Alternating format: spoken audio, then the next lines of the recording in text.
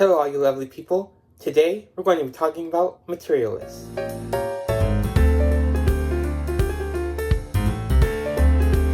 Materialist follows Lucy, a matchmaker in New York City played by Dakota Johnson.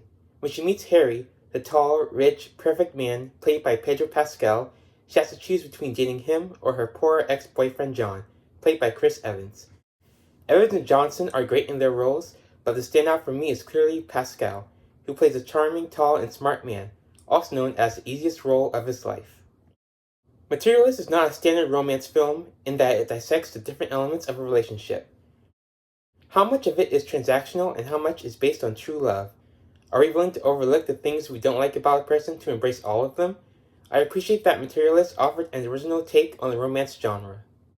What didn't work so well for me is how the film raises interesting concepts but doesn't have satisfying answers for them, at least on my end. There's a plotline with one of Lucy's clients, Sophie, played by Zoe Winters, and it brings up an interesting point of how you don't truly know a person just because they check off certain boxes. They may be tall, fit, and rich, but you can't know who they truly are just by reading their dating profile. Materialist doesn't really address this by the end, and Lucy's company seemingly does business as usual, without doing anything like background checks on their clients. The film also feels 20 minutes too long. There's a specific point at a wedding where I thought it was the end, and then it kept going. I do like the interactions we got after the wedding, but those extra minutes could have been streamlined better.